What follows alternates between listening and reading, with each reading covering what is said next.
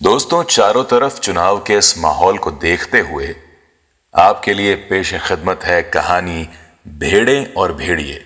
इस कहानी को लिखा है व्यंग्यकार हरिशंकर परसाई जी ने।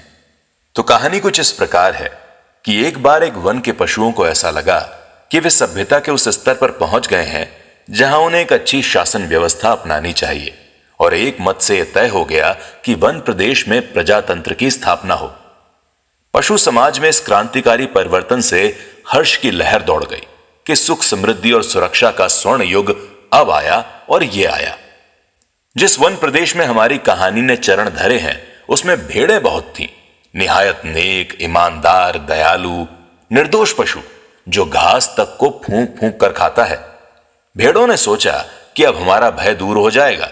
हम अपने प्रतिनिधियों से कानून बनवाएंगे कि कोई जीवधारी किसी को ना सताए, ना मारे, सब जिए और जीने दें। शांति, स्नेह, बंधुत्व और सहयोग पर समाज आधारित हो। इधर भेड़ियों ने सोचा कि हमारा संकट काल आ गया। भेड़ों की संख्या इतनी अधिक है कि पंचायत में उनका बहुमत होगा, और अगर उन्होंने कानून बना दिया कि कोई पशु किसी को ना मारे तो हम खाएंगे क्या? क्या हमें घास चरना सीखना पड़ेगा? ज्यों-ज्यों चुनाव समीप आता, भेड़ों का उल्लास बढ़ता जाता। ज्यों-ज्यों चुनाव समीप आता, भेड़ियों का दिल बैठता जाता। एक दिन बूढ़े सियार ने भेड़िए से कहा, मालिक, आजकल आप बड़े उदास रहते हैं। हर भेड़िए के आसपास दो चार सियार रहते हैं। जब भेड़िया अपना शिकार खा लेता है तब ये सियार हड्डियों में लगे मांस को कुतर कुतर कर खाते हैं और हड्डियां चूसते रहते हैं। ये भेड़ियों के आसपास दुम हिलाते चलते हैं, उनकी सेवा करते हैं और मौके बेमौके हुआ हुआ चिल्लाकर उनकी जय बोलते हैं। तो बूढ़े सियार ने बड़ी गंभीरता से पूछा, महाराज, आपके मुख चंद्र पर चिंता के मेघ क्यों छाए हैं? वो सियार कुछ कविता भी करना जानता होगा या शायद दूसरे की उक्ति को अपना बनाकर कहता हो। खैर, भेड़िए ने कहा, तुझे क्या मालूम नहीं है कि वन प्रदेश में नई सरकार बनने वाली है? हमारा राज तो अब गया। सियार ने दांत निपोर कर कहा, हम क्या जाने महाराज, हमारे तो आप ही माई बाप हैं। हम तो और कोई सरकार नहीं जानते। आपका दिया खाते हैं, आपके ही गुण गाते हैं। भेड़िए ने कहा, मगर अब ऐसा समय आ रहा है कि सूखी हड्डियां भी चबाने को नहीं मिलेंगी। सियार सब जानता था, मगर जानकर भी ना जानने का नाटक करना ना आता तो सियार शेर ना हो गया होता। आखिर भेड़िए ने वन प्रदेश की पंचायत के चुनाव की बात बूढ़े सियार को समझाई और बड़े गिरे मन से कहा, चुनाव अब पास आता जा रहा है। अब यहां से भागने के अलावा कोई चारा नहीं है, पर जाएं भी तो कहां जाएं? सियार ने कहा, मालिक, सर्कस में भर्ती हो जाइए। भेड़िए ने कहा, अरे वहां भी तो शेर और रीछ को लेते हैं। हम तो इतने बदनाम हैं कि हमें तो वहां भी कोई नहीं पूछता। तो फिर सियार ने खूब सोचकर कहा, अजायब घर में चले जाइए। भेड़िए ने कहा, अरे वहां भी जगह नहीं है, सुना है वहां तो आदमी रखे जाने लगे हैं। बूढ़ा सियार अब ध्यान मग्न हो गया। उसने एक आंख बंद की, नीचे के होंठ को ऊपर के दांत से दबाया और एक टक आकाश की ओर देखने लगा, जैसे विश्वात्मा से कनेक्शन जोड़ रहा हो। फिर बोला, बस सब समझ में आ गया। मालिक, अगर पंचायत में आप भेड़िया जाति का बहुमत हो जाए तो? भेड़िया चिढ़कर बोला, अरे कहां की आसमानी बातें करता है। अरे हमारी जाति कुल 10% है और भेड़े और अन्य पशुओं की जाति 90%। भला वो हमें काहे को चुनेंगे? अरे कहीं जिंदगी अपने को मौत के हाथ सौंप सकती है क्या? मगर हां, ऐसा हो सकता तो क्या बात थी। बूढ़ा सियार बोला, आप खिन्न मत होइए सरकार, एक दिन का समय दीजिए, कल तक कोई योजना बन ही जाएगी। मगर एक बात है, आपको मेरे कहे अनुसार कार्य करना पड़ेगा। मुसीबत में फंसे भेड़िए ने आखिर सियार को अपना गुरु माना और आज्ञा पालन की शपथ ली। दूसरे दिन बूढ़ा सियार अपने साथ 3 सियारों को लेकर आया। उनमें से एक को पीले रंग में रंग दिया था, दूसरे को नीले रंग में और तीसरे को हरे रंग में। भेड़िए ने देखा और पूछा, अरे ये कौन है? बूढ़ा सियार बोला, ये भी सियार हैं सरकार, मगर रंगे सियार हैं। आपकी सेवा करेंगे, आपके चुनाव का प्रचार करेंगे। भेड़िए ने शंका जाहिर की, मगर इनकी बात मानेगा कौन? ये तो वैसे ही छल कपट के लिए बदनाम है। सियार ने भेड़िए का हाथ चूमकर कहा, आप बड़े भोले हैं सरकार। अरे मालिक, रंग रूप बदल लेने से तो सुना है आदमी तक बदल जाते हैं, फिर ये तो सियार हैं। और तब बूढ़े सियार ने भेड़िए का भी रूप बदला, मस्तक पर तिलक लगाया, गले में कंठी पहनाई और मुंह में घास के तिनके खोस दिए। बोला, अब आप पूरे संत हो गए। अब भेड़ों की सभा में चलेंगे, मगर 3 बातों का ख्याल रखना। अपनी हिंसक आंखों को ऊपर मत उठाना, हमेशा जमीन की ओर देखना और कुछ मत बोलना, नहीं तो सारी पोल खुल जाएगी और वहां बहुत सारी भेड़ें आएंगी, सुंदर सुंदर, मुलायम मुलायम, तो कहीं किसी को तोड़ मत खाना। भेड़िए ने पूछा, लेकिन ये रंगे सियार क्या करेंगे, किस काम आएंगे? बूढ़ा सियार बोला, ये बड़े काम के हैं, आपका सारा प्रचार तो यही करेंगे, इन्हीं के बल पर तो आप चुनाव लड़ेंगे। ये पीला वाला सियार बड़ा विद्वान है, विचारक है, कवि है और लेखक भी। ये नीला वाला सियार है ना, पत्रकार है, और ये हरा धर्मगुरु। बस अब चलिए। 1 मिनट, जरा ठहरो। भेड़िए ने बूढ़े सियार को रोका। कवि, लेखक, नेता, विचारक, ये तो सुना है, बड़े अच्छे लोग होते हैं, लेकिन ये तीनों तो। बात काटकर सियार बोला, ये तीनों सच्चे नहीं है महाराज, रंगे हुए हैं। अब चलिए, देर मत कीजिए। और वे चल दिए। आगे बूढ़ा सियार था, उसके पीछे रंगे सियारों के बीच भेड़िया चल रहा था। मस्तक पर तिलक, गले में कंठी, मुख में घास के तिनके, धीरे धीरे चल रहा था, अत्यंत गंभीरता पूर्वक, सर झुकाए, विनय की मूर्ति। उधर एक स्थान पर सहस्त्रों भेड़ें इकट्ठी हो गई थीं, उस संत के दर्शन के लिए, जिसकी चर्चा बूढ़े सियार ने फैला रखी थी। चारों सियार भेड़िए की जय बोले हुए भेड़ों के झुंड के पास आए।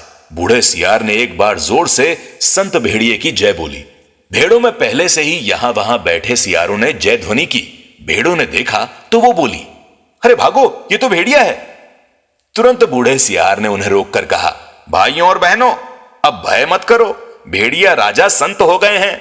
उन्होंने हिंसा बिल्कुल छोड़ दी है, उनका हृदय परिवर्तन हो गया है।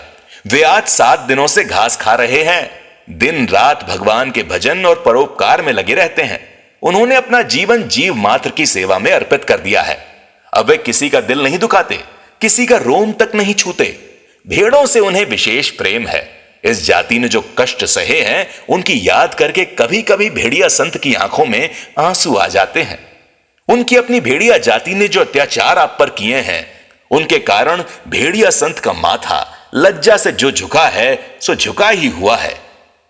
परंतु अब वे शेष जीवन आपकी सेवा में लगाकर तमाम पापों का प्रायश्चित करेंगे। आज सवेरे की ही बात है, एक मासूम भेड़ के बच्चे के पांव में कांटा लग गया, तो भेड़िया संत ने उसे दांतों से निकाला, दांतों से। पर जब वो बेचारा कष्ट से चल बसा, तो भेड़िया संत ने सम्मान पूर्वक उसकी अंत्येष्टि की। उनके घर के पास जो हड्डियों का ढेर लगा है, उसके दान की घोषणा उन्होंने आज सवेरे ही की। अब तो वे सर्वस्व त्याग चुके हैं। आप उनसे भय मत कीजिए, उन्हें अपना भाई समझिए। सब मिलकर बोलिए, संत भेड़िया जी की जय। भेड़िया जी अभी तक उसी तरह गर्दन डाले विनय की मूर्ति बने थे। बीच में कभी कभी सामने की ओर बैठी हुई भेड़ों को देख लेते और टपकती हुई लार को गुटक जाते। बूढ़ा सियार फिर बोला, भाइयों और बहनों, मैं भेड़िया संत से अपने मुखारविंद से आपको प्रेम और दया का संदेश देने की प्रार्थना करता, पर प्रेमवश उनका हृदय भर आया है। वो गदगद हो गए हैं और भावातिरेक से उनका कंठ अवरुद्ध हो गया है, वो बोल नहीं पाएंगे। अब आप इन तीनों रंगीन प्राणियों को देखिए, आप इन्हें पहचान नहीं पाए होंगे। पहचानेंगे भी कैसे, ये इस लोक के जीव तो है नहीं, ये तो स्वर्ग के देवता हैं, जो हमें सदुपदेश देने के लिए पृथ्वी पर उतारे गए हैं। ये पीले वाले विचारक हैं, कवि हैं, लेखक हैं, नीले वाले नेता हैं और स्वर्ग के पत्रकार हैं, और हरे वाले ये तो धर्मगुरु हैं। अब कविराज आपको स्वर्ण संगीत सुनाएंगे। हां कवि जी।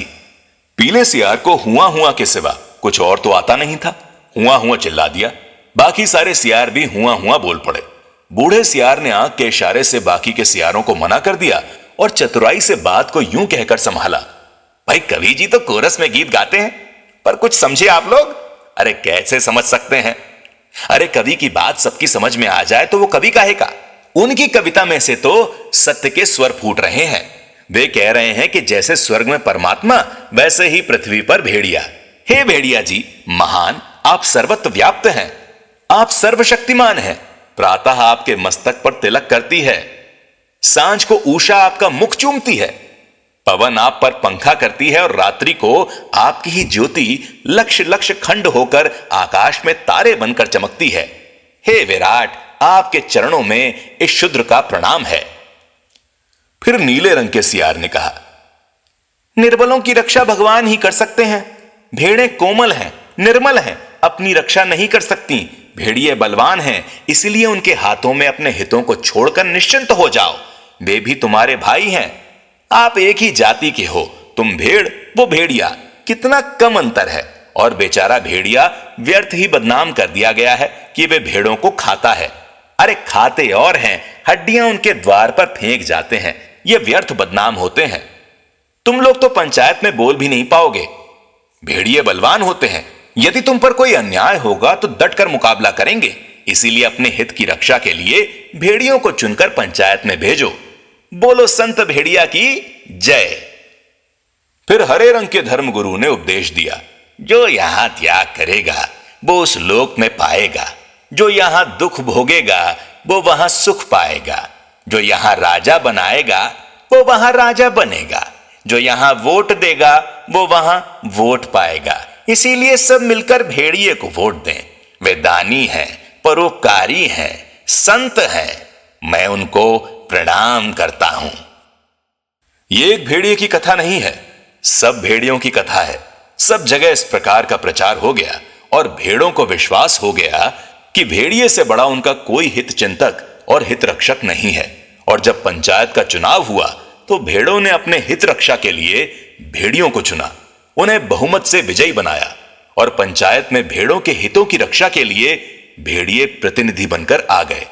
और पंचायत में आते ही भेड़ियों ने भेड़ों की भलाई के लिए पहला कानून यह बनाया, हर भेड़िए को सवेरे नाश्ते के लिए भेड़ का एक मुलायम बच्चा दिया जाए। दोपहर के भोजन में एक पूरी भेड़ तथा शाम को स्वास्थ्य के ख्याल से कम खाना चाहिए, इसीलिए केवल आधी भेड़ दी जाए। कहानी समाप्त।